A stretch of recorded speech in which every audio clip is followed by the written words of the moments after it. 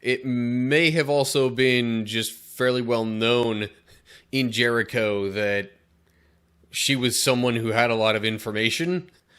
That might also be a reason why the king's men went seemingly straight to her, once there was word of spies.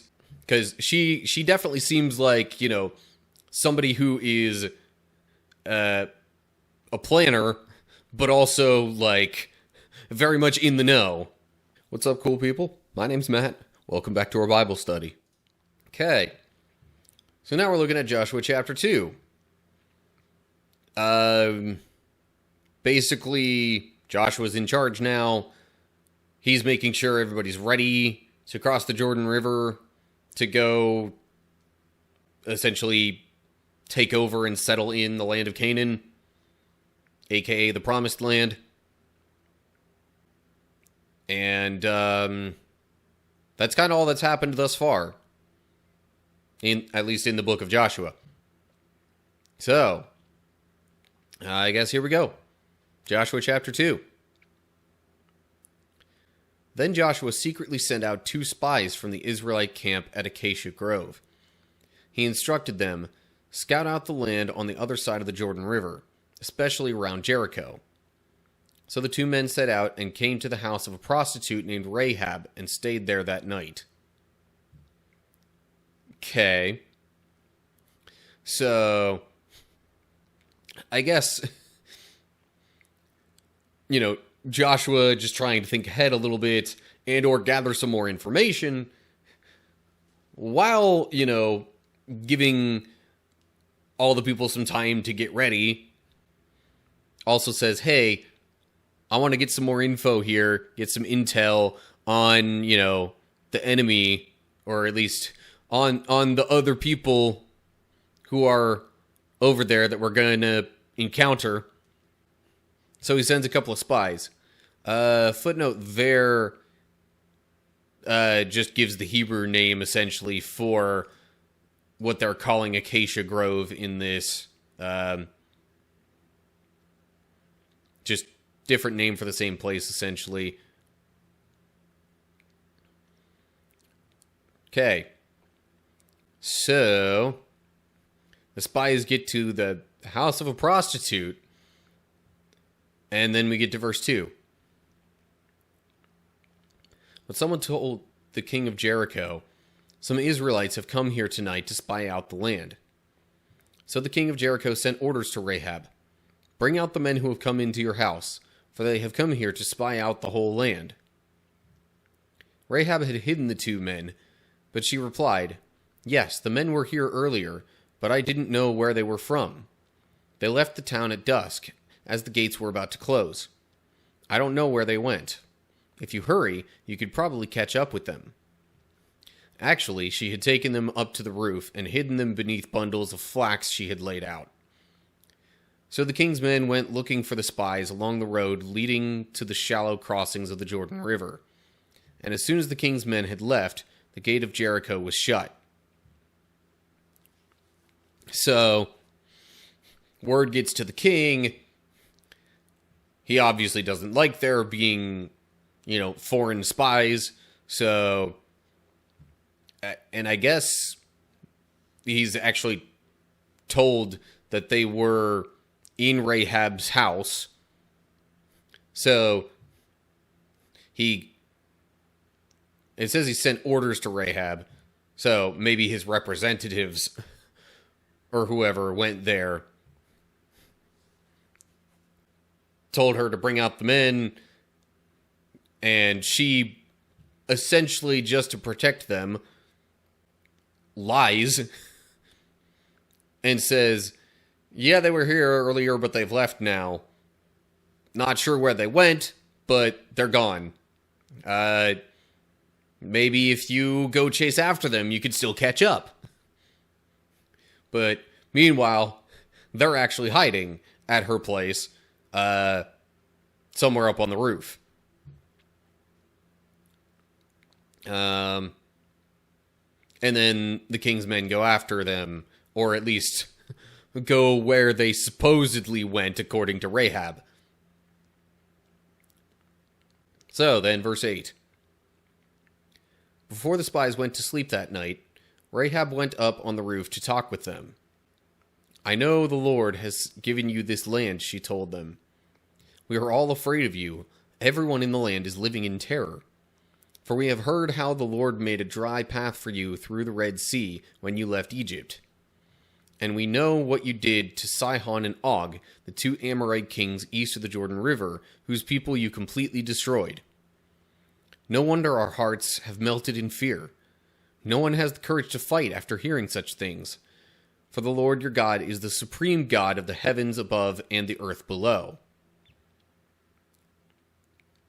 So,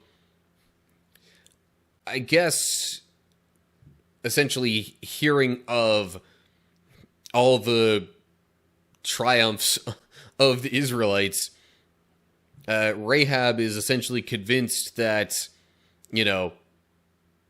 their God that they worship is actually, powerful and is the one behind all of these things. Because who else would make a dry path through the Red Sea? And how else could they so completely destroy the kingdoms of, Sihon and Og, the Amorite kings? So, because she's convinced of this, she's telling this to them, you would think probably to get on their good side. But we'll see about that in a little bit. Footnotes. Red Sea, the original Hebrew just says Sea of Reeds. It's probably what it was known by more so in those times. And then footnote there. Hebrew term used here for the word destroyed refers to the complete consecration of things or people to the Lord, either by destroying them or by giving them as an offering. But whichever way that they are consecrated, they gone. To put it in layman's terms. So, yeah. And I guess, she's essentially convinced that God's on their side, and realizing maybe that everyone else is in fear of them, and that's pretty much it pretty much dooms them from the start. And I think she's aware of this. So, rather than just be fearful, she's trying to, work things out with them potentially. But I should not get ahead of myself and just read the next the next verses. Starting in verse 12. "Now swear to me by the Lord that you will be kind to me and my family, since I have helped you. Give me some guarantee that when Jericho is conquered, you will let me live, along with my father and mother, my brothers and sisters, and all their families. We offer our own lives as a guarantee for your safety," the men agreed.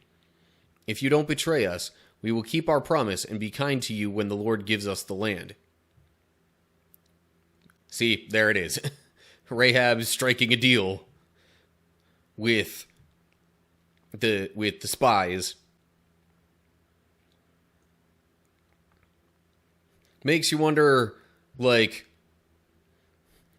it may have also been just fairly well known in Jericho that she was someone who had a lot of information. That might also be a reason why the king's men went seemingly straight to her. Once there was word of spies. Because she definitely seems like, somebody who is a planner, but also, like, very much in the know.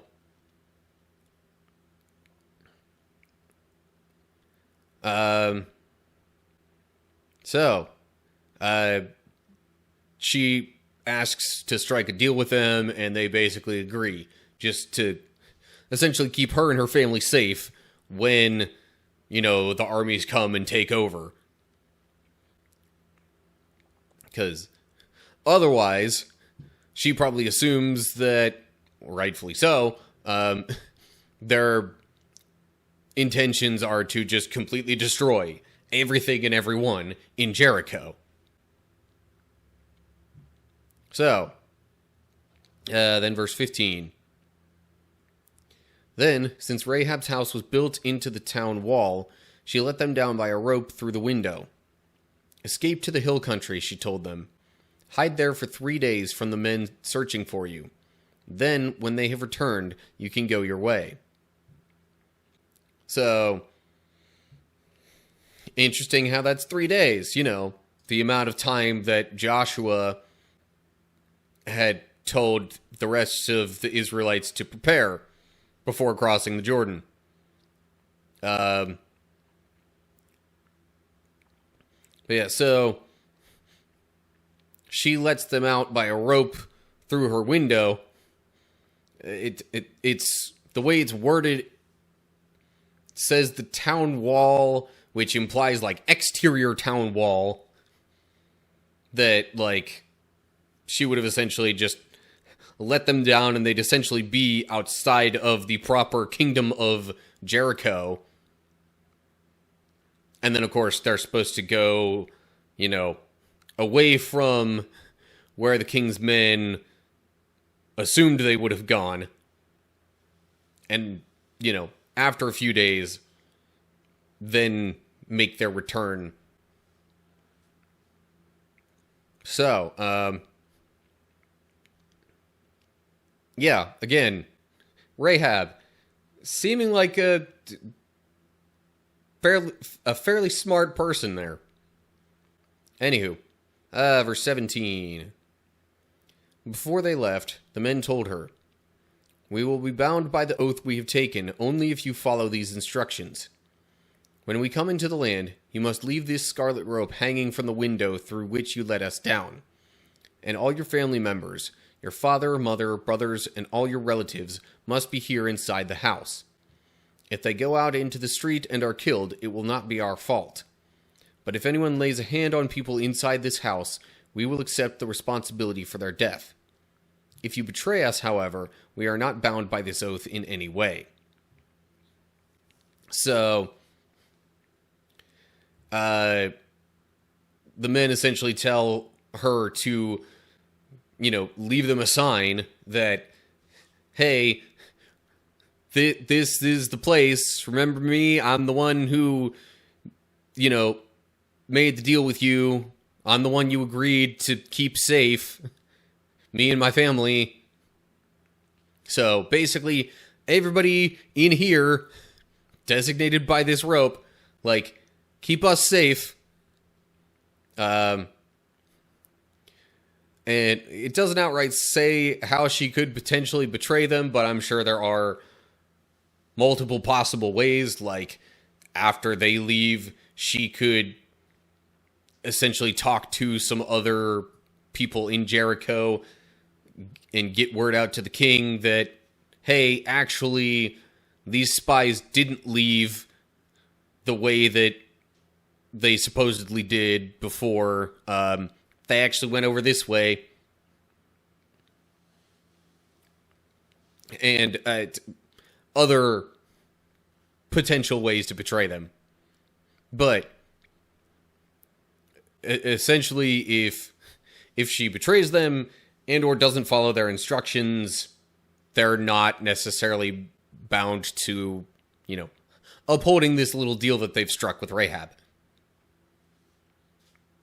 So then in verse 21, we get Rahab's answer.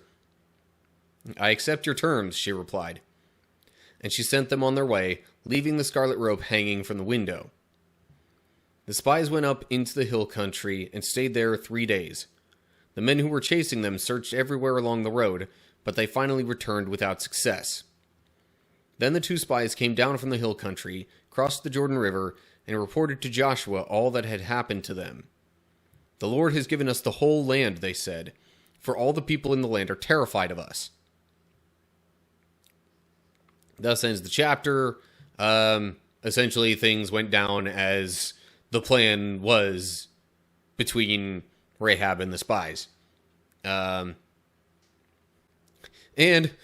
Joshua, after all said and done, gets some information from the spies that basically, yeah, they should be totally fine to cross the river and take over.